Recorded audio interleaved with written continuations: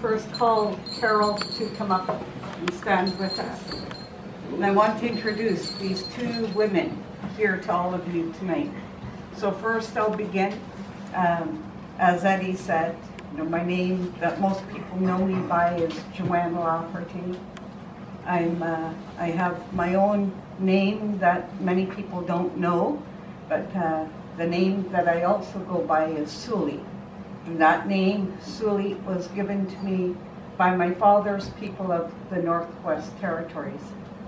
And it was a name that belonged to my grandmother, Rosa Dezone. And they say I look like my grandmother on my Dene side. And when you translate it into English, it means the yellow woodpecker, the yellow flicker. And one of the harder working birds and that type of thing. There's more to it than that, but that's also who I am, and that's who I am first. And the other name that was given to me by some elders many, many years ago was Hojedinek. And there was one other name. That name refers to the one that goes out there, and she's like a messenger and takes the message out onto the land. And there's one other name that my cousin's husband gave me many, many years ago in the sweat house, and I can't quite remember how to say it, so I never say it, but I have not forgotten. And the name that he gave me was, the literal translation of that was for me as a bridge between mainstream society and the traditional world. So I'm the one like that is like the one that bridges the two together. And I think about that often when I think about who I am and the role that I have within my community and amongst mainstream society and amongst our people, because not too often people will hear me speak. I'm an observer, and I observe all the time.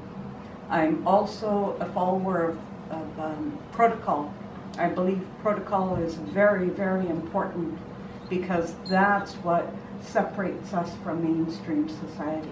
We have our ways, whether we're in Pulakapu, whether we're Ojibwe, whether we're Cree, whether we're Dene, whether we're Shakwatan, whether or not we're Statlium, whatever it may be, Stolo. We all have our own distinct ways. We also have our own ways of ceremony, but we have commonality.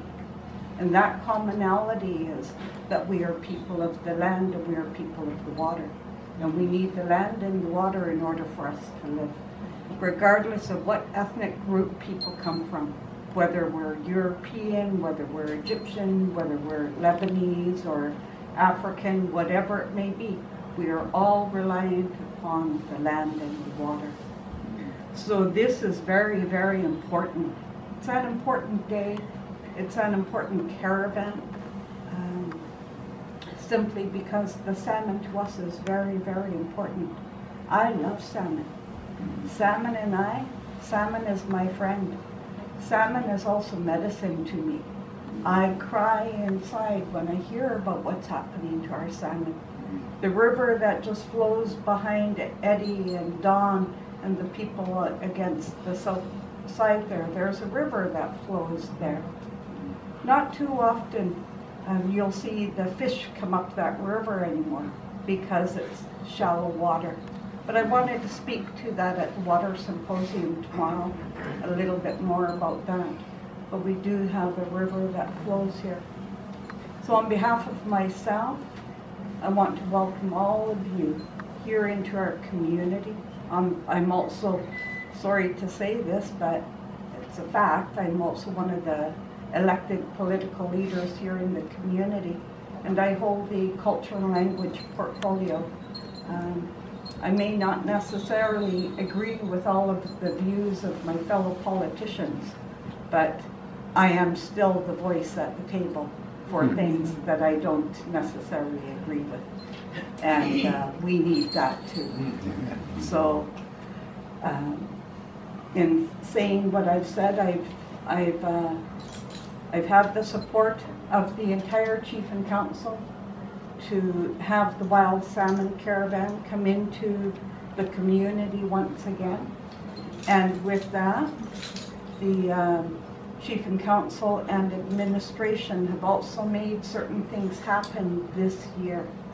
And we have some of our workers here that work on behalf of the people, with the people, and for the people around cultural revitalization and a sense of reconciliation. And we know, I know, for many of our people, that the annual river run, many of our people missed that because of the residential school impact. When they were in the residential schools in the months of September and October, they were not allowed to go and see the river turn red with the return of the spawning salmon. So for me, for many of our people, I see this as a time of reconciliation and celebration of the return of the wild salmon to its spawning grounds this time of year. So it's really significant. At least in my mind and in my heart, it's very significant. And without the ability to return back to the place where all of the eggs are laid, you know, we're at risk of no more salmon. So keeping the waterways very clear is really, really important. And again, I'll speak more to that during the water symposium tomorrow. But I wanted to introduce Sharon. She's one of the workers here for this building. She wasn't here last year, so she didn't have a clue what to expect. And then we've got Carol. Carol was here last year as well. And so she has an idea of what to expect. And I'm really grateful for these two women because of that administrative piece. With me being one of the politicians, I can't touch or deal with any of that because then I don't want to be viewed as being skewed in either way. So this is what we need. These two ladies really made it happen. They really made it happen in terms of the food and all of the other things that are going to take place. You know, I have to hold my hands up to our two women here. And they can speak about who they are and their role and what they do, but I just love them both.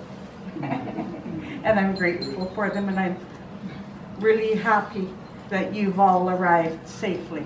And I don't know if there's any more to come, if all of the caravanners have arrived. There's a few more coming. There's a few more coming?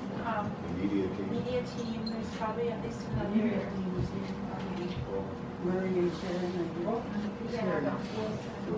So what I want to share with 5 everyone, or 7 people. what I'd like to ensure that we do, out of respect for the movement that's taking place, I would want to see that those important pieces of work that you're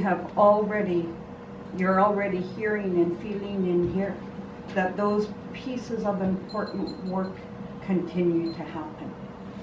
I don't want you to feel that you're not able to do that work that you need to do as part of that, the caravan and the ceremony. I trust and believe in all of the sacredness of the feathers and all of the different tools that people carry, whether it be the drum or whether it be a sacred fan. Those types of things are really important, and they all have a job to do. So whatever that work is that needs to take place, just, you know, let us know so we can be of assistance and support whatever it is that needs to evolve and to take place. And these women will now speak, and I'm done. Coach Jump and welcome.